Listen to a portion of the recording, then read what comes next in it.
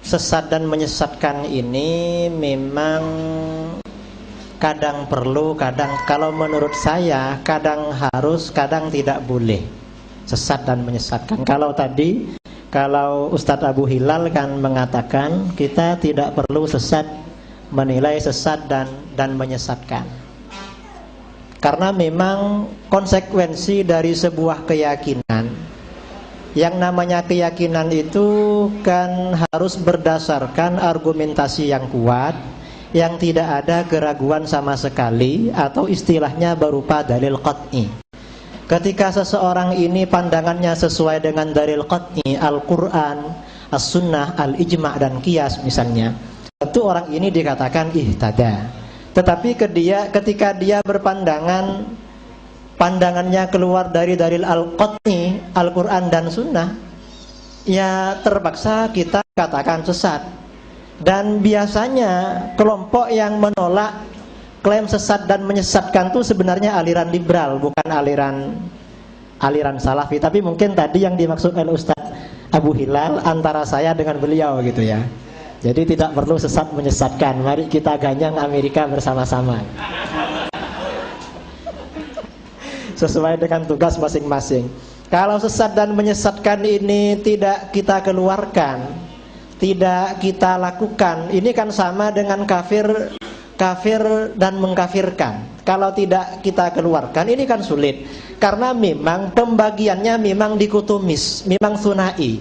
Jadi ada yang dapat hidayah, ada yang tersesat, ada yang muslim, ada yang kafir. Ketika misalnya orang liberal berpandangan bahwa Al-Quran sekarang isi Al-Quran sudah banyak yang tidak berkesesuaian dengan perkembangan zaman, apakah kita akan mengatakan dia jangan kita kafirkanlah mereka? Kita kan tidak mungkin, karena memang di dalam ajaran Ahlus Sunnah wal Jamaah, mungkin termasuk dalam mazhab Hambali yang dianut oleh Ustadz Abu Hilal dalam kitab fikih itu kan ada bab riddah. Bab riddah itu murtad itu kan syarru anwa'il kufri, kufur yang paling berat itu kan murtad di dalam kitab fikih. Jadi saya kira memang suatu ketika memang sesat dan menyesatkan itu harus, terutama kelompok-kelompok yang mengikuti mazhabnya Amerika, yaitu liberal, katakanlah misalnya liberal ya, bukan apa begitu. Jadi memang harus. Kemudian yang kedua masalah takwil. Takwil ini sebenarnya bukan dari Imam Asy'ari. Takwil itu juga sudah dicontohkan oleh ulama salaf. Dalam buku saya yang ada di sini, saya lengkapi dengan datanya di footnote-nya, di catatan kakinya. Takwil yang dilakukan oleh Ibnu Abbas, yang dilakukan oleh Ummu Salamah, yang dilakukan oleh Mujahid, Ikrimah, kemudian Imam Al-Bukhari, Imam Ahmad bin Hanbal, dan lain sebagainya. Itu sebenarnya contoh-contoh takwil yang datang dari ulama salaf. Kalau kita ini tidak mau melakukan takwil, ini ada sebuah dialog ya, ada sebuah dialog. Pernah ketika orang-orang Wahabi menaklukkan Hijaz, ada seorang ulama namanya Syekh Abdullah Asy-Syangqiti, yang beliau dikenal hafal As-Sirah An-Nabawiyah. Pada waktu itu ada seorang tokoh ulama salafi, ulama Wahabi, yang dia itu maaf tunanetra. Jadi buta, tidak bisa melihat. Akhirnya dia setiap ada ulama Syafi'iyah atau yang selain dengan mazhab dia panggil, dia ajak munadharah. Kebetulan Abdullah Asy-Syangqiti ini orangnya cerdik. Dan pembicaraan perdebatan masalah takwil, tidak mau takwil. Artinya yang Wahabi tadi, yang tunanetra tadi tidak mau terhadap majaz. Akhirnya oleh Abdullah Asy-Syangqiti ditanya, Syekh, Anda apa benar-benar tidak mau majaz, tidak mau kepada takwil? Iya, takwil itu kufur, takwil itu ta'til dan lain sebagainya.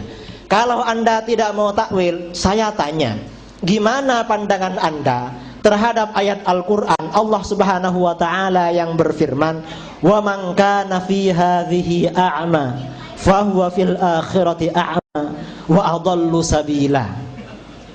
Barang siapa yang di dunia ini tunanetra, maka di akhirat nantinya akan lebih buta dan lebih tersesat jalannya. Apakah apa yang dimaksud tunanetra di dunia ini? Tunanetra tidak bisa melihat. Atau ini harus ditakwil dengan buta hati, tidak melihat pada kebenaran. Kalau Anda tidak mau takwil, gimana Anda mentakwil ini? Apa orang yang buta secara lahiriah berarti besok di akhirat akan lebih buta dan lebih kesasar? Akhirnya bagaimana? Ulama yang tunanetra ini hanya bengok-bengok, marah-marah, dan menyuruh ajudan-ajudannya, murid-muridnya, agar Asy-Syangkiti ini dikeluar dari majelisnya. Kemudian dia mengeluarkan instruksi kepada Abdul Aziz bin Saud agar Asy-Syangkiti dideportasi dari Saudi Arabia, dan dideportasilah Asy-Syangkiti ke Mesir sampai meninggal di sana. Ini ketika kita tidak mau terhadap takwil atau tidak mau terhadap majas. Jadi memang takwil itu memang pendekatan yang terkadang menjadi keharusan, memang harus ditakwil. Kalau ditakwil, justru katanya Kiai Azizi tadi, kita sendiri, jangankan orang awam, kita sendiri akan tersesat. Bayangkan di dalam Al-Quran misalnya mengatakan inna nasinakum, ada ayat yang mengatakan bahwa inna nasinakum, begitu. Jadi katanya nasullaha fanasiyahum. Orang-orang itu dulu di dunia melupakan Allah, karenanya Allah di akhirat melupakan mereka. Ini kalau kita takwilkan ini berbahaya. Berarti kalau begitu Allah itu punya sifat lupa. Lah kalau Allah dikatakan punya sifat lupa, tidak kita takwil, ini gimana? Kok Allah sama dengan kita, Allah itu pelupa? Terpaksa ayat ini ditakwilkan. Mengapa? Karena kalau ayat ini tidak ditakwil, akan bertentangan dengan ayat yang muhkamat yang berbunyi wa ma kana rabbuka nasiya. Sama Tuhanmu tidak sekali-kali adalah Tuhan yang pelupa. Ini terkesannya bertentangan di takwil. Di dalam Al-Quran sendiri kan dikatakan huwallazi anzala ilaikal kitaba minhu ayatum muhkamatun hunna ummul kitab wa ukharu mutasyabihat. Allah lah yang menurunkan ayat-ayat Al-Quran.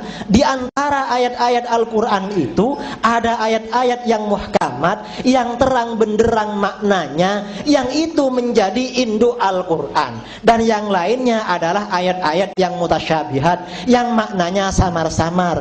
Karena yang muhkamat ini adalah induk Al-Quran, maka pemahaman ayat-ayat mutasyabihat ini harus dikembalikan kepada ayat-ayat yang muhkamat. Karenanya para ulama Ahlus Sunnah wal Jamaah berpandangan Allah itu tidak punya arah. Jadi tidak boleh menetapkan Allah itu ada di arah atas atau Allah bertempat di langit. Mengapa? Karena ayat-ayat yang menyinggung bahwa Allah itu ada di arah atas atau ada di langit, ini ayatnya mutasyabihat. Sedangkan yang menetapkan Allah itu tidak berarah, maha suci dari tempat dan arah, itu ayatnya ayat muhkamat. Mana ayat muhkamat? Di antaranya adalah surat Al-Ikhlas, Qul huwallahu ahad, Allahus samad, lam yalid wa lam yulad wa lam yakul lahu kufuwan ahad. Atau ayat laisa kamitslihi syai'. Para ulama Ahlus Sunnah wal Jamaah mengembalikan pemaknaan ayat-ayat mutasyabihat seperti yadullahi fawqa aydihim atau ar-rahmanu 'alal 'arsy istawa, tidak diartikan bersemayam. Ini karena semata-mata dirujukkan kepada ayat yang muhkamat walam yakul lahu kufuwan ahad.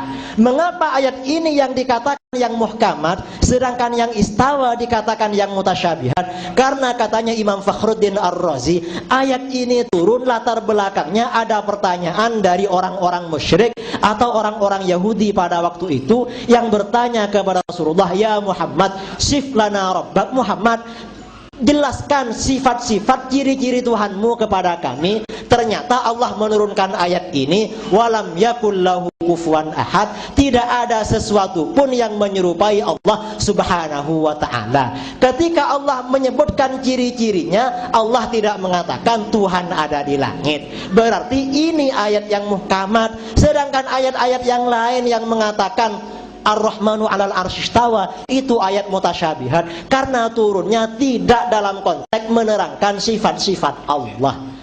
Ini barangkali klarifikasi dari kami.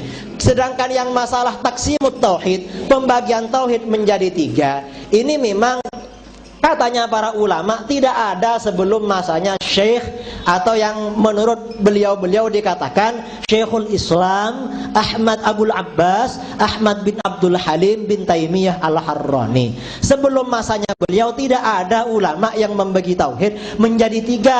Walaupun ada ulama seperti Imam Qurtubi menyatakan tauhid itu ada uluhiyah, ada rububiyah, atau ulama sebelumnya, tetapi pemaknaan uluhiyah dan rububiyah itu tidak seperti pemaknaan yang diproyeksikan oleh Syekh Ibnu Taimiyah dan pengikut-pengikutnya, di mana dengan pembagian tauhid rububiyah dan uluhiyah itu ujung-ujungnya ternyata membid'ahkan dan mengkafir-kafirkan ulama yang melakukan takwil, ulama yang beristighosah, tawassul dan lain sebagainya. Ini klarifikasi kami, kurang lebihnya mohon maaf. Assalamualaikumnya nanti saja. Yang sudah saya simpulkan dari apa yang disampaikan oleh Ustaz Idrus, dan untuk selanjutnya kita persilahkan kepada para audien, para hadirin untuk bertanya. Mungkin dari sekian apa yang sudah disampaikan oleh Ustaz Idrus dan dua narasumber pembanding, ada kesimpulan, persepsi, kemudian argumentasi yang keliru, mungkin perlu dibetulkan, karena kita tahu bahwa kitab yang dikarang oleh mujtahid saja, yaitu Al-Muwatta, itu direvisi, dimurojaah, dimutolak oleh 70 ulama. Saya yakin dari tulisan yang disampaikan oleh Ustaz Idrus ini mungkin ada masih kekurangannya gitu. Iya. Untuk selanjutnya kita persilahkan kepada audien untuk bertanya, memberikan sanggahan. Mungkin kita buka untuk 3 pertanyaan. Ya, 1 di depan, di belakang 1 lagi, 2 dulu. Ya, silahkan sebutkan nama dan perwakilan dari mana, silahkan. Terus terang, ketika saya menulis, saya kaget itu ketika mungkin di diskusi di sebelah. Baik, pertanyaan ini saya dulu, enggak, ini cuma sekedar untuk Pak Abu Hilal aja, mungkin biar menjadi catatan ya. Karena dulu pernah ketika berbicara tentang kasus bom bunuh diri, itu Pak Abu Hilal, ada ulama Mekah yang begitu alimnya aja ada yang menghalalkan, saya bilang itu. Ulama Indonesia semprul ini. Saya itu sempat wah jangan disemprulkan Pak, karena banyak ulama Indonesia. Kalau terjadi perbedaan paling tidak jangan menyemprulkan, karena imam. Nah ternyata di sini tidak keluar kata semprul itu. Oleh karena dengan forum ini juga ada perubahan, saya kira Pak Abu Hilal. Semoga itu jadi lebih ada santun. Yang kedua, saya setuju tentang, saya tidak bertanya, setuju tentang siapapun saja boleh menyatakan ahli sunnah wal jamaah. Sampai kalau saya bahkan seorang ahli salon, itu ahli sunnah bisa. Karena ahli sunnah itu kan kalau kita ambil di kawabib ulamaah, cuma dari sisi apa? Dari lugat. Ahli itu kan orang yang memiliki kepahlian. Sunnah itu bisa berarti wajah. Orang yang ahlinya cuma rawat wajah aja, itu juga ahli sunnah. Tukang salon pun bisa, jangankan Pak Abu Hilal. Tukang salon cuma dari konteks apa? Karena penggunaan lafaz itu harus dilihat dari. Nah, kalau kita bilang berikan surya, tidak mungkin orang akan mengambil matahari, mesti tidak. Itu suatu lafaz itu sudah penggunaannya sudah harus dilihat. Lihat, ulah ahli sunnah wal jamaah dalam konteks apa, itu yang siapa saja boleh dan siapa yang tidak. Itu saya kira itu. Nah, saya setuju bahwa sebuah takwil itu memang sebuah hajat atau kebutuhan. Saya sangat itu juga, dan kita lihat saja mungkin ayat dribullahul amsal linnas.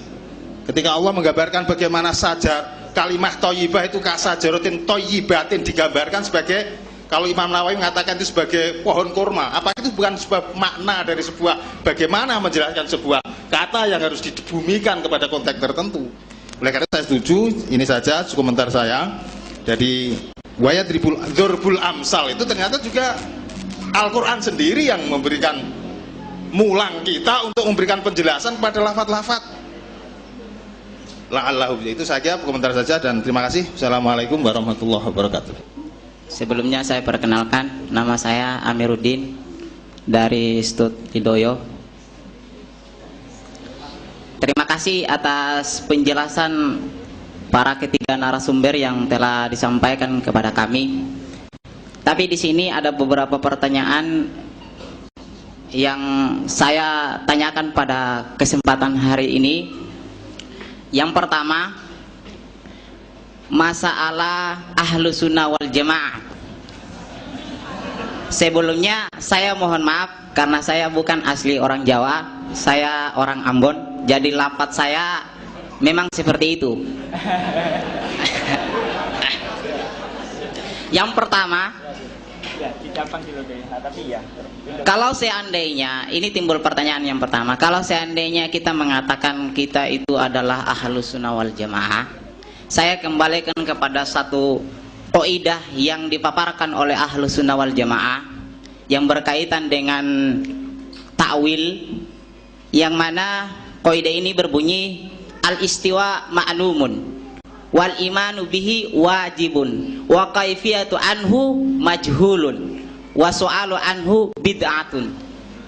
Al-istiwa itu sudah maklum, sudah seluruh orang itu mengetahuinya.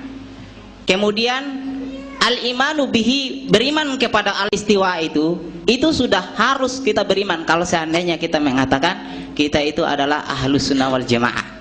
Kemudian yang kedua, kalau seandainya kita mengatakan kaifiyah, bagaimana itu Allah itu beristiwa, maka ini adalah sesuatu yang majhul, tidak ada seorang manusia pun yang mengetahuinya. Ini kembali kepada statement yang dikeluarkan oleh ahlus sunnah wal jamaah.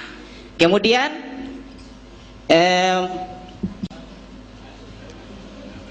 wasu'alu anhu bid'atun, dan apabila kita bertanya tentang masalah itu, maka itu adalah sesuatu yang dibid'ahkan. Itu kembali kepada statement yang dikeluarkan oleh ahlus sunnah wal jamaah. Bagaimana tanggapan hadirin semuanya, kepada narasumber semuanya yang mengatakan bahwa kita harus mentakwilkan ayat-ayat seperti yang tadi disampaikan oleh narasumber pengarang buku, mengatakan bahwa al-istiwa ma'lumun, ar-Rahman alal arsy istawa, sebagaimana Allah berfirman dalam surat Ar-Rahman, ar-Rahman alal arsy istawa. Di sini tadi untuk narasumber mengatakan bahwa perlu ditakwilkan. Bagaimana dengan statement yang kita mengatakan kita itu adalah ahlus sunnah wal jamaah, sementara ahlus sunnah wal jamaah mengatakan al-istiwa maklum, sudah maklum, tidak perlu dengan takwilan. Bagaimana pendapat saudara Ustadz yang sebagai pengarang buku tentang madhab al-Asy'ari tentang masalah ini. Kemudian yang kedua, untuk ayat yang tadi dikatakan bahwa man kana fi hadhil a'ma fahuwa fil akhirati a'ma wa dhallu sabila. Ini ayat ini ya termaktub di dalam surat Al-Isra. Di sana ayat ini tidak berdiri, kita tidak bisa menyampaikan ayat ini berdiri sendiri, karena ayat sebelumnya mengatakan yauma nad'u kullu nafsin, astagfirullah, lupa lagi. Jadi ayat ini dengan ayat yang sebelumnya dengan ayat yang setelahnya, ini dia mempunyai asbab musababnya, sehingga di sana dikatakan bahwa yang dimaksudkan dengan wa'adhallu sabila, karena di dunia itu dia adalah orang yang buta, itu buta dalam memahami kebenaran, bukan buta dalam mentakwilkan sesuatu yang telah ditetapkan oleh Allah Subhanahu wa taala. Mungkin ini dulu dari saya, kurang dan lebihnya kami mohon maaf. Assalamualaikum warahmatullahi wabarakatuh. Waalaikumsalam warahmatullahi wabarakatuh. Tolong ya, kalau saya bicara itu diperhatikan supaya tidak salah tafsir. Saya tidak melarang takwil, tidak. Kami katakan dari awal perbedaannya adalah ahlu sunnah manhajnya ala Ahmad bin Hanbal itu tidak berani mentakwilkan cara berlebihan ayat-ayat yang berkaitan dengan sifat-sifat Allah, cuma itu aja. Adapun ayat yang lain dalam Al-Quran kalau perlu penafsiran, ya perlu ditafsirkan. Makanya ada tafsir At-Tabari, tafsir Ibnu Katsir, Al-Qurtubi, tidak ada orang yang mencela. Jadi jangan berlebihan. Saya tidak melarang takwil, tidak.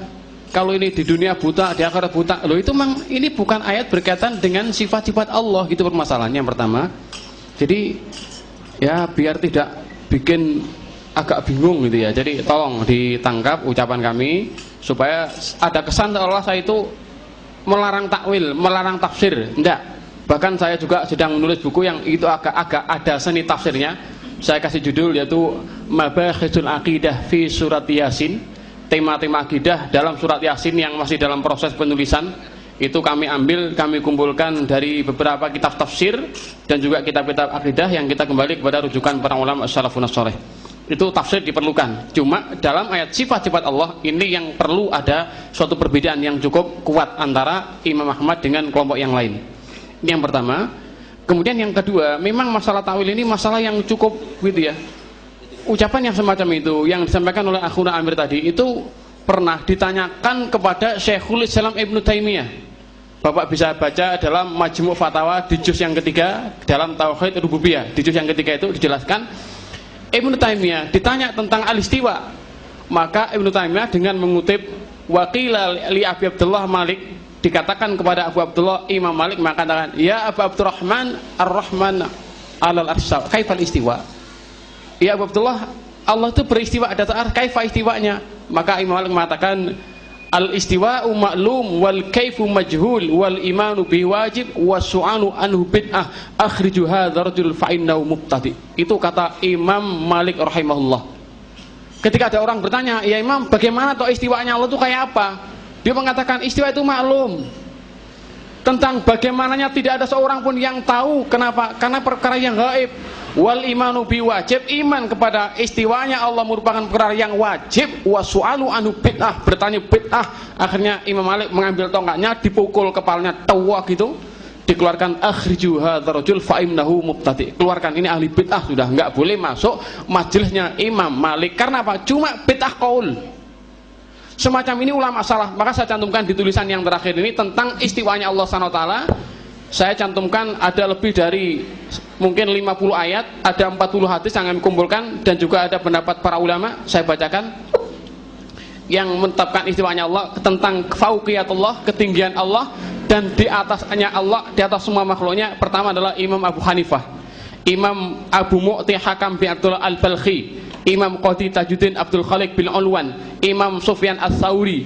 Kami cantumkan ini cuma sekitar 41. 40-nya saya mengenang guru saya Imam Syafi'i, saya masukkan nomor 40. Kemudian Imam Ahmad, imam saya masukkan nomor 41. Walaupun masih ratusan kalau kita kumpulkan. Itu bisa dilihat dalam Tabaqat Kubra Ibnu Sa'ad, juga bisa dilihat dalam kitab yang cukup jelas masa Imamnya Imam Az-Zahabi telah mengarang kitab namanya Al-Ulu Al-Aliyil Kabir. Dijelaskan oleh Imam Az-Zahabi tentang al-ulu, sifatul istiwa. Istiwa maknanya adalah al-ulu, ketinggian Allah di atas semua makhluknya. Ini ayatnya kita cantumkan. Berapa dalil ya? Ada banyak ayat, ada 40 hadis sahih yang kami cantumkan di sini. Ya nanti baca aja lah begitu ya. Di makalah ini kalau saya sampaikan itu. Jadi masalah itu adalah masalah yang betul dijaga oleh para ulama terdahulu. Makanya ketika Imam Malik ditanya al-istiwa kaifa ya Imam, al-istiwa maklum wal kaif majhul, sudah enggak usah kamu tanya masalah itu. Karena apa? Karena ini adalah wewenang Allah. Saya mau tanya, bolehkah kita mentakwilkan sesuatu zat yang maha gaib, yang kita serba mutlak enggak tahu sama sekali tentang Allah Subhanahu wa taala? Kalau saya katakan pabrik Jepang telah mengeluarkan mobil Lexus 2010, kemudian saya tanyakan kepada Anda, menurut Anda bagaimana mobil Lexus 2010 Jepang bagaimana? Anda mengatakan mobil Lexus Jepang itu warnanya biru, rodanya 9, setirnya 2 atau setirnya 1 di tengah misalkan, betul apa salah?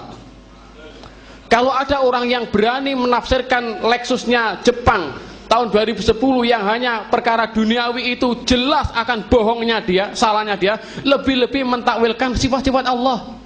Kok sok tahu Anda gitu tentang Allah Subhanahu wa taala? Makanya para ulama menjaga. Jadi saya Utsaimin, saya mohon maaf itu guru saya belajar daripada beliau sekitar 2 tahun lamanya. Saya mulazamah sama beliau. Saya Utsaimin orang yang sangat alim.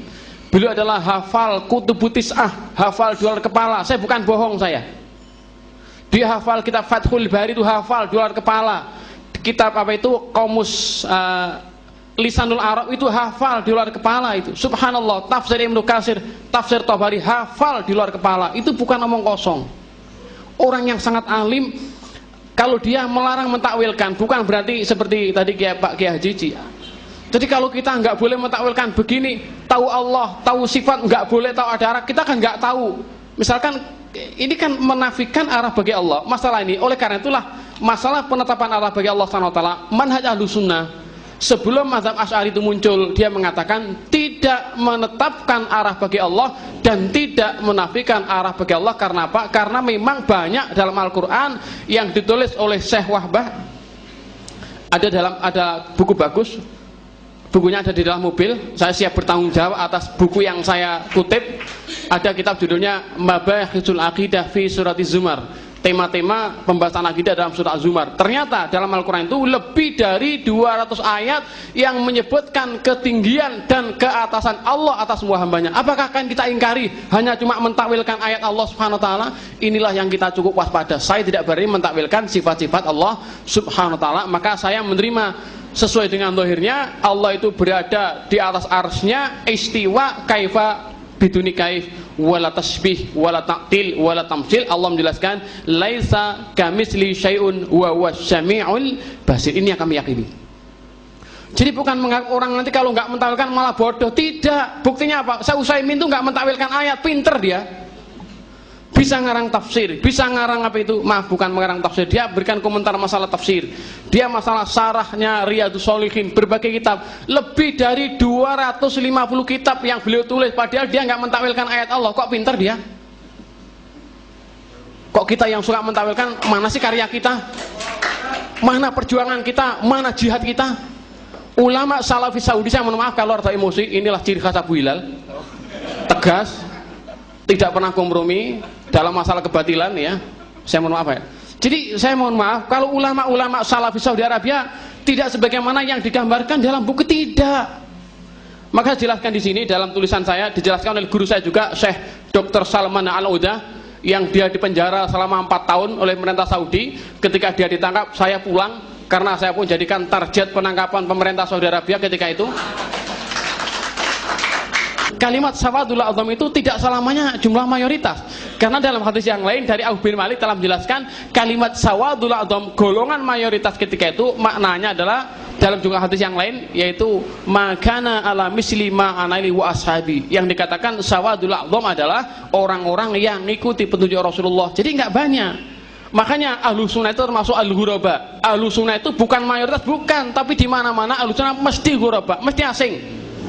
Sebagaimana keterasingan umat Islam dari agama yang lain, maka ahlu sunnah, orang yang menegakkan Al-Quran dan sunnah Rasulullah, mesti asing. Karena apa? Karena saking banyaknya ahlu bid'ah wal jamaah. Maaf, mungkin saya salah ucap.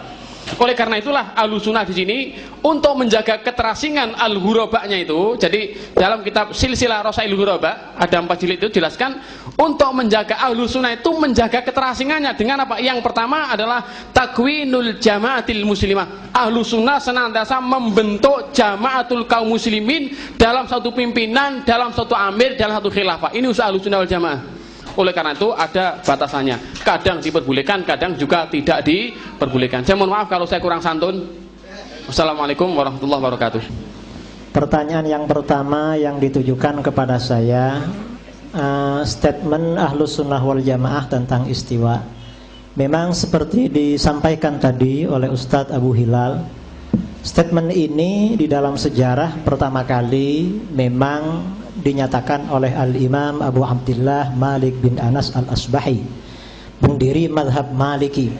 Ketika beliau ditanya, ya Abu Abdillah, ditanyakan tentang istiwa, beliau menjawab, al-istiwa'u ma'lum wal kaifu majhul wal imanu bihi wajib was su'alu anhu bid'ah. Istiwa sudah maklum, tetapi kaifiyatul istiwa bagi Allah Subhanahu wa taala itu majhul. Ini dalam satu riwayat. Tetapi di dalam riwayat yang lain, Imam Malik sebenarnya, dan ini katanya riwayat yang sabit, riwayat yang lebih kuat, mengatakan wal kaifu ghairu ma'qul. Itsbatul kaif, menetapkan kaifiyah bagi Allah itu tidak rasional. Sedangkan beriman bahwa istawa ada di dalam Al-Quran adalah wajib, dan bertanya tentang masalah ini adalah bid'ah. Karena pada waktu itu memang pertanyaan semacam ini bisa menyesatkan seseorang terhadap ajaran bid'ah, dan dia yang pertama kali bertanya orang itu. Tetapi kemudian pertanyaan yang semacam ini, pertanyaan tentang istiwa, ini tidak lagi bid'ah. Pertanyaan tentang makna istawa di dalam Al-Quran tidak lagi dinyatakan bid'ah hatta oleh Imam Ahmad bin Hanbal sendiri. Dalam tafsir Ibnu Katsir, ketika Imam Ahmad ditanyakan tentang makna istiwa, beliau mengatakan istawa kama akhbar la kama yakhturu fi qalbil bashar.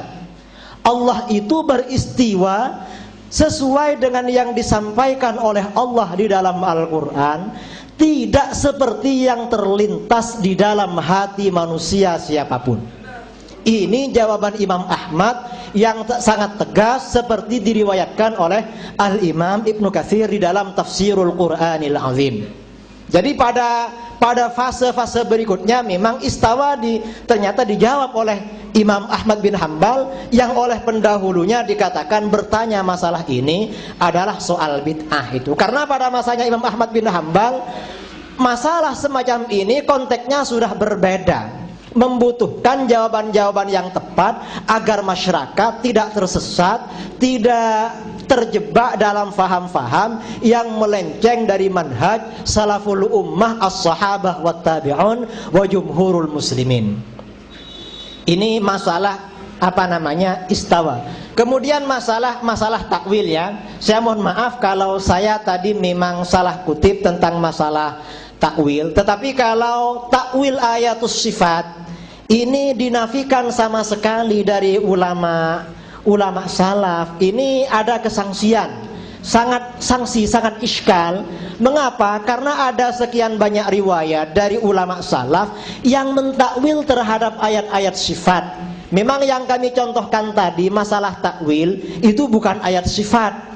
Wa man kana fi hadhihi a'ma fa huwa fil akhirati a'ma, itu bukan ayat sifat, tetapi berkaitan dengan ayat sifat itu sudah ada.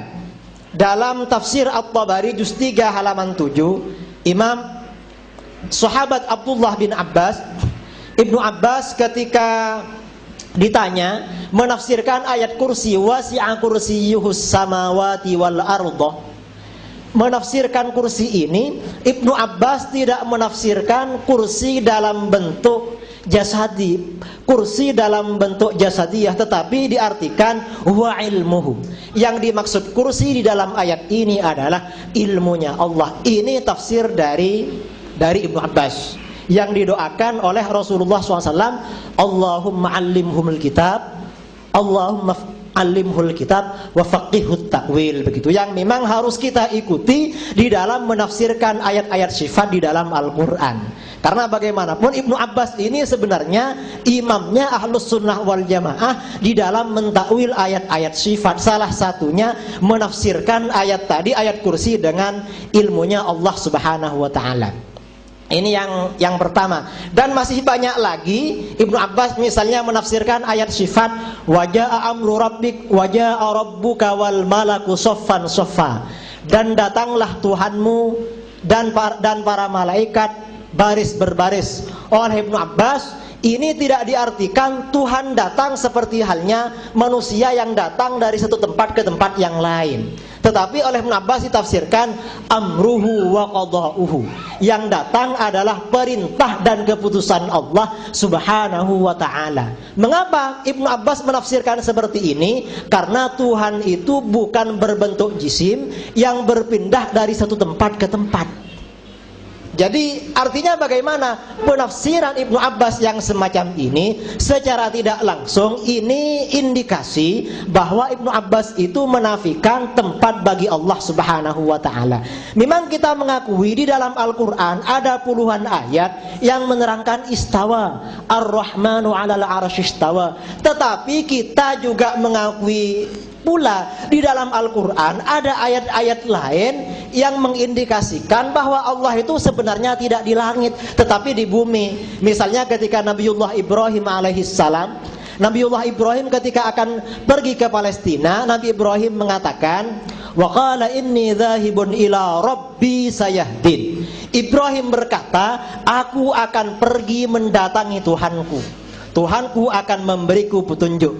Padahal pada waktu itu kenyataannya Nabi Ibrahim tidak pergi ke langit, melainkan pergi ke Palestina. Oh, kalau begitu ayat ini menunjukkan Tuhan ada di Palestina. Karenanya Palestina menjadi rebutan sekarang antara Israel, umat Islam, dan Amerika. Seakan-akan begitu, karena ayat Al-Quran ini saling bertentangan antara yang mengatakan Allah ada di langit dan yang mengatakan Allah ada di Palestina. Bahkan yang mengatakan Allah berada di segala tempat. Di dalam ayat lain dikatakan wa huwa ma'akum aynama kuntum. Tuhan bersamamu di mana saja kamu berada. Berarti Tuhan ada di ruangan auditorium ini, kan berarti begitu. Karena ayat-ayat ini bertentangan, berarti katanya ulama ayat-ayat ini termasuk ayat mutasyabihat dan pemaknaannya harus dikembalikan kepada ayat yang muhkamat, laisa kamitslihi syai' wa lam yakul lahu kufuwan ahad, yang menyimpulkan bahwa Allah itu tidak bertempat dan tidak berarah. Karena kalau Allah itu dikatakan bertempat, maka ketika kita didesak oleh pertanyaan, misalnya tempat itu makhluk atau bukan, langit itu makhluk, arsy itu makhluk apa bukan. Kalau kita mengatakan arsy bukan makhluk, kita kufur. Berarti ada sesuatu selain Allah, bukan makhluknya Allah. Jelas kita kufur. Kalau kita misalnya mengatakan langit dan arsy itu makhluk, sekarang ada pertanyaan lagi, keberadaan Allah itu wajib bertempat apa tidak? Kalau keberadaan Allah itu wajib bertempat, berarti Allah juga makhluk, karena tempatnya juga makhluk. Kalau mengatakan Allah itu tidak boleh bertempat, berarti sekarang kita boleh bertanya, sebelum adanya langit dan arsy, Allah ada di mana? Katanya arsy dan langit makhluk. Oh, sebelum adanya arsy dan langit Allah tidak bertempat. Kalau memang sebelum adanya langit dan arsy Allah tidak bertempat, begitu pula sekarang Allah juga tidak perlu bertempat. Ini sebenarnya pemahaman yang diikuti oleh mazhab Asy'ari, yang ini juga embrionya datang dari mazhab salafus soleh, dari sahabat, tabi'in dan lain sebagainya. Adapun ayat-ayat yang mengatakan bahwa yang menerangkan fauqiyatullah itu katanya para ulama seperti kitab Fathul Bari yang dikarang oleh Al-Hafidz Ibnu Hajar Al-Asqalani, yang katanya dihafal oleh guru beliau Syekh Muhammad bin Shalih Al-Utsaimin. Beliau katanya Fathul Bari, bagaimanapun menurut saya insya Allah yang mengarang Fathul Bari, walaupun Syekh Al-Utsaimin itu lebih alim dari kita, tapi pengarang Fathul Bari lebih alim daripada Syekh Al-Utsaimin. Saya yakin seperti itu. Insya Allah walaupun Syekh Al-Utsaimin juga merasa dirinya masih di bawahnya Syekh Ibnu Hajar Al-Asqalani, pengarang Fathul Bari. Pengarang Fathul Bari di dalam kitabnya Fathul Bari mengatakan bahwa fauqiyah yang ada di dalam hadis-hadis dan ayat Al-Quran itu bukan fauqiyatul hassi atau fauqiyatul hissi, bukan fauqiyah secara indrawi, tetapi fauqiyatul rutbah. Derajat Allah lebih tinggi daripada derajat makhluknya. Karena kalau ketinggian itu diukur dengan tempat, maka berarti bisa saja presiden derajatnya lebih rendah daripada ajudannya. Karena ketika presiden itu berbicara, presiden duduk, kadang ajudannya berdiri di belakangnya, kadang ajudannya ada di lantai atas megang tembak itu. Kalau ketinggian Allah itu diukur dengan tempat, ini kan sangat berbahaya dalam memahami teks-teks yang terdapat di dalam Al-Quran dan Sunnah. Ini sebenarnya upaya para ulama untuk menjernihkan pemikiran kita terhadap konsep ayatus sifat yang ada di dalam Al-Quran dan Sunnah, agar kita tidak terjebak ke dalam tanakut, mengkontradiksikan antara ayat yang satu dengan ayat yang lain. Karena ketika kelompok yang mengatakan Allah itu ada di langit dan tidak mau takwil, ketika mereka dikonfrontir dengan ayat-ayat yang secara lahiriah, secara literal mengindikasikan Allah tidak ada di langit, ternyata mereka juga melakukan takwil. Ketika mereka ditanya gimana dengan ayat wa huwa ma'akum aina ma kuntum, katanya Anda tadi Tuhan ada di langit berdasarkan Ar-Rahmanu 'alal arsy istawa. Ini ayat juga mengatakan Tuhan bersama kita dimanapun kita berada. Berarti kalau begitu Tuhan tidak ada di langit dong, ada bersama kita di ruangan auditorium ini. Ternyata mereka pasti akan mentakwil yang dimaksud bersama kita ilmuhu.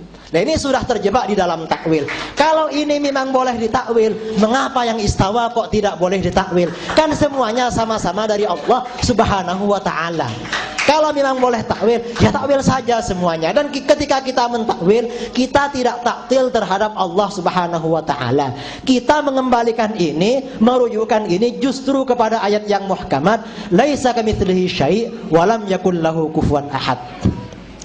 Kemudian yang ketiga, masalah klaim Ahlus Sunnah wal Jamaah. Saya rasa klaim Ahlus Sunnah wal Jamaah ini paling mudah memang kita kembalikan kepada ulama mereka lah.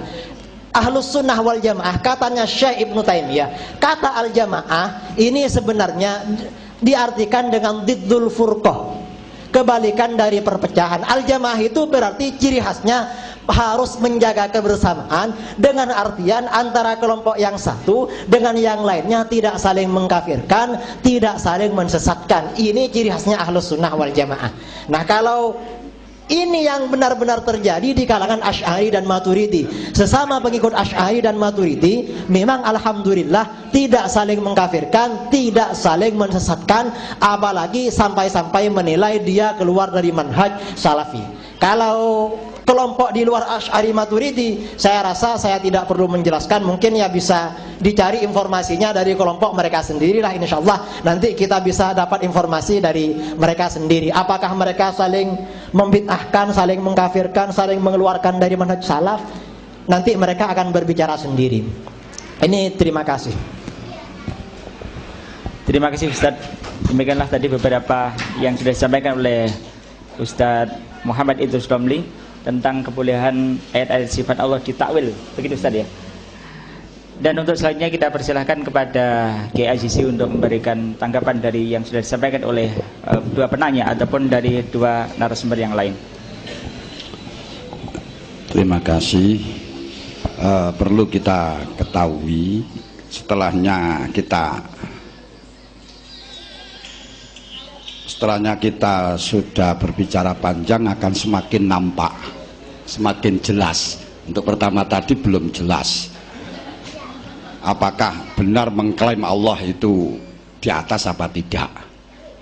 Tapi ternyata setelahnya berbicara panjang telah mengakui bahwa Allah di atas. Cuman atas mahwal atas wa ma'atur kamal atas. Ini yang perlu kita. Memang bahasa Arab itu tidak bisa diterjemah dengan bahasa Indonesia. Kalau di atas alangkah jauhnya Allah, padahal Allah mengatakan fa idza salaka ibadi anni fa inni qarib. Kok di atas langit, di atas segalanya, walau tambah aduh malian kan. Ini kemudian kita di dalam mengikuti suatu pendapat jangan dilihat karena hanya alim. Allah tidak pernah mengatakan semacam itu. Makanya Allah mengatakan fas'alu ahla dzikri in kuntum la ta'lamun, bukan ahlal ilmi. Karena apa? Memang dalam firman Allah, innalladzina taqau idza massahum ta'ifum minasyaiton yadzakkaru fa idza hum mubsyirun. Orang yang ahli zikir mesti orang takwa, orang takwa mesti orang alim belum tentu ahli takwa, orang ahli takwa belum tentu ahli zikir. Makanya perintahnya itu fas'alu ahla dzikri, bukan ahlal ilmi. Makanya kalau kita katakan ahlul ilmi seperti Bal'am itu ala alim ala alamah, ternyata ya orang kafir. Dan saya pernah dulu itu di Pondok Lirboyo ada Signijon itu paham, Pak tafsir Jalalain paham, apal bukan paham, apal tafsir Ibnu Katsir apal. Sampai Yai Makrus mengatakan di Kediri tidak ada orang yang lebih alim daripada Signijon. Di Lirboyo 2 bulan, di Mayan 4 bulan. Namun dengan Yai Makrus diperintahkan iman begitu saja, tidak mau. Dia orang talis, memang sengaja untuk mempelajari ajaran Islam. Kemudian setelahnya ditanya kenapa tidak mau, karena tidak dapat hidayah Yai. Makanya yang paling yang paling pokok itu adalah bukan ilmunya tapi hudannya. Oleh karenanya saya ingat sabda Rasul yang dikutip oleh Imam Ghazali dalam kitab Ihya, inna aktsara anil jannah al balhu. Akeh-akeh sing mlebu swarga malah sing bodoh. Kenapa? Gak macem-macem pikirannya, gak punya takwilan. Ini kita ketahui. Kemudian saya tahu juga dalam hadis Bukhari ketika Rasulullah Isra Mi'raj, di situ ketemu dengan Nabi Ibrahim. Setelahnya Nabi Ibrahim mengetahui orang-orang berzina didoakan, wata'ahu fahalaka. Kemudian mengetahui orang-orang mencuri didoakan, fahalaka. Kemudian ada orang-orang lain lagi yang melakukan maksiat, oleh Ibrahim akan didoakan. Allah mengatakan ta'hu, biarkan saja Ibrahim, fa innahu la yakhlu an salasati akhwalin. Karena mereka itu masih mungkin 3 macam. Satu, mungkin dia iman, dia tobat, fatubtu, maka saya terima tobatnya. mungkin dia tidak tobat tapi akan mempunyai anak yang iman. Nah, itu pun juga akan manfaat kepada Islam, kepada agama. Kemudian yang ketiga, mungkin dia tidak tobat dan tidak punya keturunan iman, maka dia juga akan di neraka. Memang saya juga membuat neraka untuknya. Nah ini kita jangan paksakan, la ikraha fiddin, qad tabayyana rusdu minal ghayyi. Nah memang pola berpikir yang semacam itu memang seakan-akan harus, dan itu pernah juga menjadi benak Rasulullah. Saya ingat dulu Yai Makrus pernah sowan pada Yai Hasbullah, ingin mengislamkan orang-orang di Indonesia, ingin membuat negara Indonesia menjadi negara Islam. Akhirnya Mbak Hasbullah waktu itu memerintahkan beliau diantarkan dengan Mbak Yaidim untuk Mbak Yai Salahuddin di Mbah Batan. Kemudian ketika datang di sana beliau tidak pernah lepas dari Al-Quran. Setelah Yai Makrus bertanya bagaimana doanya supaya mengislamkan orang Indonesia, kirian Gus kalau tinggalane kirian di Quran. Setelahnya dia melihat, Gus di Quran kok ono kafirun, wonten fasikun, wonten musyrikun, wonten mukminun. Nek sampan nggak setuju ya sampan hilangkan saja Qurannya yang kafirun mukminun itu. Semacam itu anunya. Jadi memang harus sunatilah itu ada yang kafir, ada yang mukmin, ada yang musyrik. Jangan dipaksakan untuk Islam semuanya, tidak bisa kita memaksakan Islam semuanya. Lalu memang menjadi kebutuhan lah kita merumuskan siapa Ahlussunnah wal Jamaah. Kalau kita lihat dalam hadis sudah shareh, Ahlussunnah wal Jamaah itu ma'ana alaihi wa ashabi. Cuman ketika zaman Rasul enak sih ma'ana wa alaihi ashabi, tapi setelahnya zaman Rasul wafat itu saja sudah berpecah antara onok Khawarij, berpecah antara Syiah, terus ada Jumhur. Siapa yang di situ Ahlussunnah wal Jamaah? Karena mereka itu juga sahabat, Khawarij itu juga sahabat, Syiah itu juga sahabat. Lalu sing ma'ana alaihi wa ashabi itu siapa? Nah, untuk memihak kepada Khawarij ya ba'du sahabat, memihak kepada Syiah ya hanya ba'du sahabat. Maka di situ yang ada belum nama Ahlussunnah wal Jamaah, tapi hanya mazhabnya Jumhur yang mengakui kebenaran semuanya sahabat. Dan itu belum juga muncul perbedaan yang sangat tajam. Tapi setelahnya itu baru ada lagi pada zaman tabi'in muncul Mu'tazilah, tambah lagi. Dan Mu'tazilah itu juga ma'ana alaihi wa ashabi, juga mengikuti semua, membenarkan semuanya sahabat, mengikuti semuanya sahabat. Nah, lalu dengan adanya Mu'tazilah membenarkan sahabat, tapi di dalam pandangannya sudah berbeda dengan Jumhur yang ditulis oleh Ustadz Idrus ketika Mu'tazilah keluar dari Wasil bin Atta. Itu permasalahannya apa? Karena telah bertanya masalah pandangan orang yang sangat ekstrim, yaitu dari golongan Mu'tazilah, dan sangat eksklusif dari Murji'ah, di mana orang yang ekstrim mengatakan orang dosa besar semuanya kafir, yang sehingga tidak bisa masuk pada neraka, tidak bisa masuk surga dengan dalil azani la yazni hina yazni bahwa mukminun.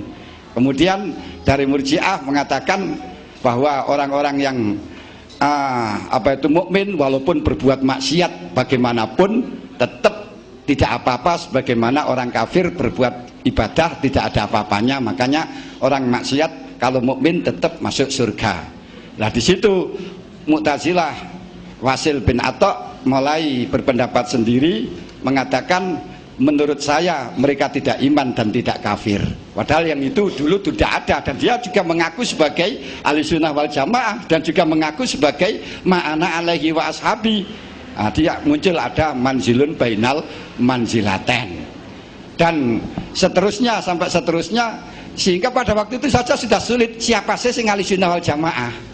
Baru waktu itu namanya dari Mu'tazilah mengatakan ahlul adli wa ahlut tauhid. Dan ahlu tauhid itu memang dalam Quran juga ada, dalam kitab juga ada. Akan tetapi itu untuk nama kelompok tidak ada. Nama kelompok ahlul idza utlika ahlul ahli ahlul tauhid wa ahlul adli wal murad bihim al mu'tazilah. Dan kemudian waktu munculnya Asy'ari dan munculnya Maturidi, dan disitulah mulai mengklaim mereka-mereka itu golongan Ahlussunnah wal Jamaah, dan orang-orang lain juga dari Madzhabul Arba'ah dan Hanabilah juga sebagian, tidak semuanya Hanabilah, hanya aksarul Fudola'ul Hanabilah yang mengikuti kepada Asy'ari dan juga mengikuti kepada Maturidi. Nah di situ muncul nama baru yang sudah diklaim, sudah dibuat nama istilah Ahlussunnah wal Jamaah dengan nama kelompok. Maka kalau kita berbicara urusan Ahlussunnah wal Jamaah, kita berbicara soal istilah yang sudah dipakai oleh kelompok. Apakah berbicara ma'ana alaihi wa ashabi? Kalau berbicara soal kelompok, itu sudah diklaim dengan Asy'ariyah wal Maturidiyah, dan kitab-kitab manapun telah mengatakan idza utlika Ahlussunnah wal Jamaah wal murad bihi Asy'ariyah wal Maturidiyah. Sebagaimana Arema, kalau Arema itu bisa ditafsir arek Madiun, arek Magelang, arek Malang, tapi setelahnya diklaim Arema itu anak Malang, maka tidak bisa arek Madiun membuat istilah Arema, walaupun toh juga bisa namanya Arema. Nah, tinggal kita buat yang mana gitulah namanya. Ini untuk masalah nama dari Ahlussunnah wal Jamaah ini berdasarkan sejarah. Nah, sedangkan sejarah inilah banyak yang dipolitisir. Karena banyak yang dipolitisir, sehingga ada yang mengatakan Mu'tazilah, Asy'ariyah itu adalah termasuk matinya sudah tobat yang aslinya dari mazhab sendiri, kemudian ngaku salafi, terus kemudian asalnya Mu'tazili, kemudian mengaku sendiri, kemudian salafi, kemudian tobat. Itu satu versi. Tapi yang jelas dari kitab-kitabnya Asy'ariyah yang masih akhir seperti kitab Luma ini, saya juga punya kitabnya, ternyata beliau-beliau itu di dalam mentafsiri Al-Quran dan hadis ya sebagaimana yang telah ditafsiri oleh beberapa golongan Asy'ariyah, walaupun Asy'ariyah sendiri banyak berbeda antara Ibnu Arabi, Imam Sanusi dan lain sebagainya. Nah, ini kita clearkan, kita berbicaranya ini berbicara Ahlussunnah wal Jamaah nama kelompok. Apakah Ahlussunnah wal Jamaah yang dimaksudkan dalam hadis ma'ana alaihi wa ashabi? Kalau cuman ma'ana alaihi wa ashabi, ya silakan mengaku. Nah, kan tapi ya perlu kita ketahui dalil-dalil yang secara konkret, apakah sahabat melakukan semacam itu, apakah Kanjeng Nabi melakukan semacam itu, dan hal ini perlu kita berbicara lebih dahulu tentang masalah yang hubungan dengan historis. Harus apa toh istiwa wis maklum? Maklum apa? Lha lu maklum apa? Lha sampean kan oh istiwa wis maklum. Maklumnya apa? Maklumnya manggon apa nguasai atau bagaimana? Lah kalau jam istiwa nih ya saya kira sudah maklum itu loh. Ini yang akhirnya pertanyaan tidak menjadi bid'ah semacam itu, karena zaman dulu sudah maklum semuanya. Kenapa? Karena mereka-mereka itu pendekatannya dengan zikir yang sehingga tahu betul makna istiwa, tidak perlu dijabarkan lagi seperti yang disebutkan di dalam firman Allah tadi bahwa fa inama tuwallu wujuhakum fa tsama wajhullah. Memang Allah di mana-mana ada Allah, tapi bukan Allah di mana-mana. Nah ini, nah kalau dulu sudah paham tapi sekarang nggak paham, maka muncullah adanya ilmu tauhid semacam itu. Kalau sudah maklum, dulu memang tidak ada istilah ilmu tauhid, tidak ada. Munculnya ilmu tauhid karena anggapan-anggapan sudah maklum itu loh. Oleh karenanya saya ingat Imam Ghazali pernah mendapatkan bertemu dengan pemuda yang waktu itu keningnya ada atharus sujud. Kemudian ditanya oleh Imam Ghazali, apa kamu kenal Allah? Terus jawabnya, bagaimana saya tidak tahu Allah, saya menyembah kepadanya. Bagaimana kamu mengenal Allah? Imam Ghazali dijawab, waqiduhu wala akhuduhu a'buduhu wala usyrikuhu wa kullu ma khatara bi bali wa laisa kadzalik. Akhirnya Imam Ghazali mengatakan, saya menghabiskan usia saya untuk belajar tauhid, ternyata hanya masuk dalam kata-kata tiga kata-katanya nama muda tadi, yaitu saya menyembah kepada Allah, tidak menyekutukan, saya mensatukan Allah, mentauhidkan pada Allah, dan tidak membatasi Allah di atas, tidak uluwun di atas, itu juga tidak. Wa kullu ma khatara bi bali wa laisa kadzalik. Semua apa yang menjadi angan-angan saya, Allah ngini, Allah ngini, Allah ngini, wa laisa kadzalik. Allah tidak seperti itu. Maka orang tua niku gampangan memberi wejangan kepada kita, golek ana Gusti Allah nganti ketemu, lek ketemu duduk iku. Nah, kalau kita ketemu karo Gusti Allah, tahu karo Gusti Allah, maka jelas salah. Makanya sekarang ada istilah pelajaran salat khusyuk, terus disuruh apa itu namanya, membayangkan Allah di hadapan kita, itu jelas bertentangan dengan ajaran kita. Ini sedikit yang kami berikan.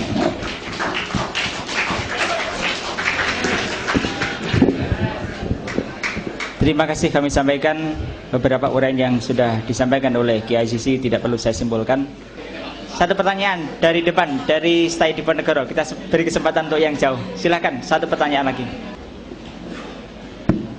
Assalamualaikum warahmatullahi wabarakatuh. Terima kasih waktu diberikan oleh saya. Nama saya adalah Maskur dari perwakilan dari Stai Diponegoro Tulungagung. Dan langsung saja, yang pertama kami kritisi dari moderator yang mana bahwa sebetulnya tadi harus dibagi, jadi waktunya tidak berlantur-lantur, sehingga semestinya waktu banyak diberikan kepada para audien, untuk istilahnya para peserta, untuk memberikan dialog. Dan sampai saat ini hanya masih diberi kesempatan 2 waktu untuk yang bertanya ya, sehingga tidak ada sistem dialog, yang ada istilahnya hanya sedikit dialognya. Itu yang dapat kami kritisi, maaf. Kemudian yang selanjutnya pertanyaan kami adalah, sebetulnya kami menyimpulkan bahwa antara beliau-beliau ya, Al-Ustadz Al-Hilal, kemudian Yai Azizi, dan juga Al-Ustadz Idrus tadi dalam menyimpulkan tentang istiwa itu, kami menyimpulkan sama, hanya versinya yang berbeda keterangannya, namun juga sama dalam menerangkan keterangannya. Mungkin saya mengambil hikmah dari sama. Kemudian yang perlu kami ajukan pertanyaan di sini untuk secepatnya adalah bahwa dalam halaman 256 dalam bukunya Ustadz Idrus ya, bahwa diserangkan di sana adalah bahwa yang namanya Ahlussunnah wal Jamaah itu ma'ana alaihi washabi. Kemudian diterangkan juga dalam hadis yang lain bahwa ya al-jama'atu. Kemudian mengapa ya? Dari situ diterangkan bahwa Ustadz Idrus menerangkan Ahlussunnah wal Jamaah itu adalah seperti yang dikutip dari Al-Hafidz Al-Zabidi ya, yaitu yang menerangkan bahwa Ahlussunnah wal Jamaah itu adalah aliran atau yang bermadhab Al-Asy'ari. Sedangkan di situ Rasulullah sendiri menerangkan ma'ana alaihi wasabi. Sehingga sedangkan Al-Asy'ari sendiri itu membenarkan perkataan Imam Hambal, yang beliau adalah setelah dikeluarkan dari penjara, Imam Hambal itu ya, itu beliau membenarkan, Imam Asy'ari itu membenarkan perkataan Imam Hambal bahwa Al-Quran, salah satunya komentar atau keyakinan dari Imam Hambal bahwa Al-Quran itu adalah qadim, bukan hadis. Dengan demikian Al-Asy'ari juga mengikuti dari apa yang jadi pendirian keyakinan Imam Hambal. Dan mengapa di sini Al-Idrus atau Al-Ustadz Idrus itu menerangkan bahwa itu mengklaim bahwa Ahlussunnah wal Jamaah itu yang pertama adalah yang memiliki adalah madhab Al-Asy'ari. Ini mohon kalian berjelaskan. Yang mestinya itu lebih dahulu adalah yang meyakini adanya keyakinan Ahlussunnah wal Jamaah, itu seperti Imam Hambal tadi, yaitu mengatakan bahwa Al-Quran adalah qadim, bukan al-hadis, sehingga beliau berani mengorbankan jiwanya untuk dipenjara. Itu demikian mungkin yang dapat kami ajukan, dan terima kasih. Assalamualaikum warahmatullahi wabarakatuh. Jadi sebenarnya itu dalam konteks setelah Imam Asy'ari sampai sekarang. Jadi maksudnya Asy'ari dan Maturidi beserta pengikut-pengikutnya itu termasuk Ahlussunnah wal Jamaah. Ini bukan berarti menafikan kalau begitu sebelum adanya Asy'ariyah dan Maturidiyah Ahlussunnah wal Jamaah tidak ada. Bukan berarti seperti itu. Saya jelaskan lebih rinci. Ahlussunnah wal Jamaah sebagai sebuah nama, seperti yang disampaikan oleh Ustadz Abu Hilal sendiri, itu sebenarnya sudah ada sejak generasi terakhir masa sahabat. Karena di antara para sahabat sudah ada yang mulai menyebutkan nama-nama Ahlussunnah wal Jamaah. Misalnya seperti Ibnu Abbas, Abdullah bin Abbas ketika menafsirkan dalam Al-Quran yang diriwayatkan oleh At-Tabari, Ibnu Katsir dan lain-lain, yauma tabyaddu wujuhu wa taswaddu wujuh, beliau menafsirkan yauma tabyaddu wujuhu ahli sunnati wal jamaah wa taswaddu wujuhu ahli bid'ati wad dhalalah. Di dalam kitab-kitab tafsir sudah ada nama Ahlus Sunnah wal Jamaah. Kalau Ahlus Sunnah wal Jamaah ini sebagai sebuah nama, namanya memang lahir pada masa-masa generasi terakhir sahabat. Tetapi Ahlus Sunnah wal Jamaah itu sebagai sebuah ajaran, ajarannya memang ajaran Islam itu sendiri yang diajarkan oleh Rasulullah beserta para sahabat-sahabatnya. Jadi jangan disalahpahami masalah istilah seperti ini. Sama dengan Nahdlatul Ulama, NU itu adanya sejak kapan? Kalau NU adanya sejak didirikan oleh Ki Hasyim Asy'ari beserta kiai-kiai yang lain. Tetapi kalau yang ditanyakan berkaitan dengan ajaran NU, misalnya seperti tahlilan, atau misalnya seperti abda ubis, baca tiba dan lain sebagainya, jauh sebelum NU itu dilahirkan ajaran-ajarannya sudah ada. Justru lahirnya Nahdlatul Ulama untuk mempertahankan, membentengi ajaran-ajaran salaf yang sudah ada sebelumnya. Sama dengan lahirnya mazhab Asy'ari dan Al-Maturidi, ini sebenarnya dalam konteks untuk mempertahankan dan membela ajaran-ajaran yang diajarkan oleh Rasulullah, para sahabat, ulama salaf yang soleh, termasuk pula oleh Imam Ahmad bin Hanbal. Meskipun antara kami Asy'ariyah dan Maturidiyah terjadi penafsiran, terjadi perbedaan dalam menafsirkan ideologi Ahmad bin Hanbal sendiri. Jadi walaupun tadi misalnya Ustadz Abu Hilal mengatakan, loh kalau begitu kamu Imam Asy'ari mengikuti kami karena dia mengklaim mengikuti Ahmad bin Hanbal. Itu sebenarnya tidak demikian sebenarnya. Karena pemikiran Imam Ahmad bin Hanbal yang ditafsirkan oleh Asy'ariyah itu berbeda dengan pemikiran Ahmad bin Hanbal yang ditafsirkan oleh kelompok Salafi. Jadi saya terima kasih. Terima kasih kami sampaikan kepada Ustaz Idrus, dan untuk yang terakhir kita beri kesempatan pada narasumber pembanding untuk memberikan komentar terhadap apa yang tadi sudah disampaikan oleh narasumber yang lain. Untuk yang pertama kita kasih kesempatan kepada Ustaz Abu Hilal, 10 menit Ustaz. 5 ya, ya udah 5 menit aja Pak. Jadi masalah ini adalah gini Pak ya, kami jelaskan kembali. Memang terjadi perbedaan dan saling klaim Pak. Jadi sah-sah saja saya katakan. Kelompok Asy'ariyah mengaku dia paling Ahlus Sunnah boleh, Salafi mengklaim boleh, karena kita lihat sama-sama punya dasar. Cuma perbedaan sedikit saja, yaitu dalam di dalam menafsirkan ayat sifat ya, ada yang berlebihan dan tidak. Sebenarnya Ahlus Sunnah wal Jamaah itu berkaitan dengan suatu keyakinan. Kalau dia definisikan, itu bisa dilihat dalam kitab Aqidatus Salafiyah lil Firqatin Najiyah, juga bisa dilihat dalam kitab Al-Aqidatus Salafiyah baina Ahmad bin Hanbal wa Ahmad ibn Taimiyah, juga dalam kitab Bukhus fil Aqidah Ahli Sunnah wal Jamaah. Itu banyak menjelaskan Ahlu Sunnah adalah mereka yang berpegang teguh dengan sunnah Rasulullah dan berkumpul di atasnya, dan mereka adalah para sahabat, tabi'in dan tabi-tabi'in, serta orang-orang yang mengikuti keyakinan mereka dari generasi kapan saja. Dalam Ahlus Sunnah itu bukan cuma satu keyakinan asma wa sifat, tapi banyak keyakinan. Dijelaskan oleh Imam Abu Ismail As-Sabuni dalam kitabnya Aqidatus Salaf wa Ashabil Hadis, belum jelaskan ada 10 pokok keyakinan Ahlus Sunnah wal Jamaah itu.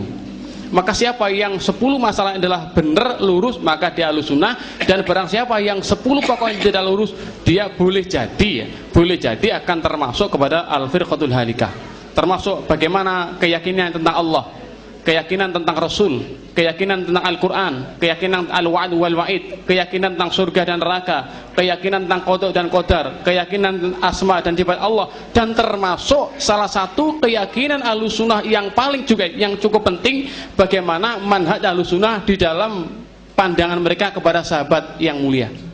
Maka saya mohon maaf kalau saya cukup mengkritisi yang sampaikan Pak Kiai Azizi yang mengatakan kalau sahabat ada yang Khawarij, ada yang Syiah, saya kira kok cukup berlebihan. Tidak ada seorang ulama yang berani mengatakan di antara sahabat adalah orang yang Syiah. Karena Abdullah bin Sabah, pernahkah dia bertemu Rasulullah? Pernahkah dia mengaji kepada Rasulullah? Ini masalah-masalah yang wajib kita menghormati para sahabat. Wajib hukumnya. Bahkan Abdullah bin Mas'ud telah menjelaskan ya di sini ya. Rasulullah sampaikan khairun nasi qarni summal ladzina yalunahum summal ladzina yalunahum.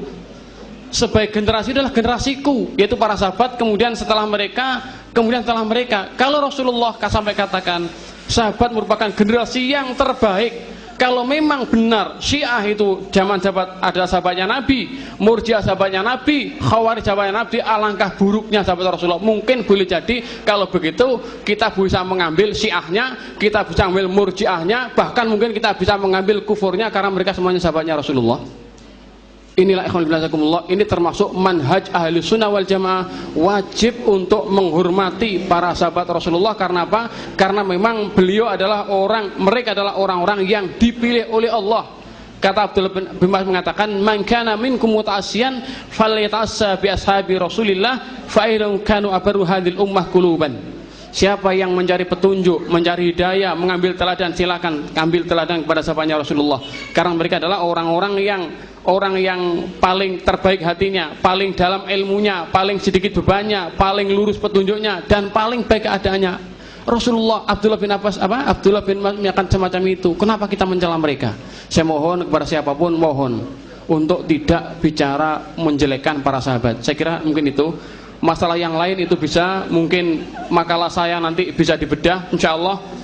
Mungkin kalau diperbolehkan tahun depan saya tak kuliah, karena ijazah saya cuma SMA saja, tak kuliah ke Setit saya insya Allah. Dan mungkin di waktu yang sama mahasiswa akan saya ajak bedah buku saya, insya Allah ada 3 jilid, juga buku-buku yang lain insya Allah. Terima kasih atas segala sekalian. Assalamualaikum warahmatullahi wabarakatuh. Terima kasih. Untuk yang terakhir kita beri kesempatan kepada Kiai Sisi untuk menyampaikan beberapa hal yang sudah disampaikan oleh Ustaz Abu Hilal. Ada 7 menit Ustaz. Terima kasih. Kalau untuk yang ditanyakan tadi bahwa kenapa Asy'ariyah Maturidiyah, sebenarnya tadi saya sudah berbicara. Kita berbicara itu Ahlussunnah wal Jamaah yang dimaksudkan dengan ma'ana alaihi wa ashabi, apa yang dimaksudkan dengan yang sudah digunakan untuk nama kelompok. Nah, kalau kita berbicara yang disebutkan ma'ana alaihi wa ashabi, semuanya tidak ada yang tahu. Jadi seperti Sa'labah itu sahabat Nabi yang kemudian mencelek gara-gara masalahnya terprovokator dengan urusan dunia. Nah itu juga termasuk khairul qurun. Iya benar kalau ashab, tapi ba'du sahabat. Kita tahu asalnya pertengkaran antara adanya Khawarij, adanya Syiah.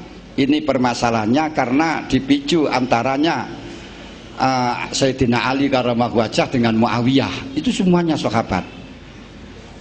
Saya katakan semuanya sahabat. Udulun, ada kesalahan, akan tetapi walaupun salah kita katakan itu baik karena dilihat dari ibadahnya yang sangat besar, dekatnya kepada Allah yang sangat besar. Yang saya katakan tadi, semuanya itu mengaku mengikuti sahabat Rasul. Pendukung Muawiyah juga mengatakan sahabat Rasul itu juga. Pendukung Ali juga sahabat Rasul. Pendukung Khawarij itu juga sahabat Rasul, mengikuti mengatakan ma'ana alaihi washabi, gitu maksudnya. Ma'ana alaihi washabi. Akan tapi karena semuanya mengatakan ma'ana alaihi washabi, yang kita ikuti mana yang betul-betul ma'ana alaihi washabi, perlu ada penjelasan. Maka di situ yang masih jumhur. Waktu itu belum ada istilah Ahlussunnah wal Jamaah, walaupun ada di dalam hadis tapi belum dijadikan nama kelompok. Nah, jumhur. Nah, terus kemudian setelahnya jumhur ganti istilahnya dengan salafi, bukan salafiyah, sekarang salafi.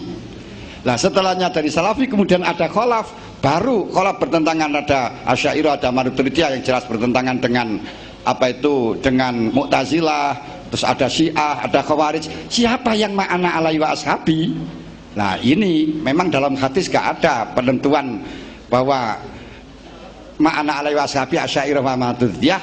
Hal ini kita harus berbicara soal historis, soal sejarah, siapa yang dulu pertama kali membuat kelompok yang kemudian menjadi masyhur, diberi nama dengan Ahlussunnah wal Jamaah. Ya seperti saya katakan tadi, siapa yang lebih dulu membuat istilah Arema. Jangan kemudian saya juga Arema, Rek Madiun, saya juga Arema, Rek Magelang, saya juga Arema, Rek mana saja, dan seterusnya, seperti itu loh.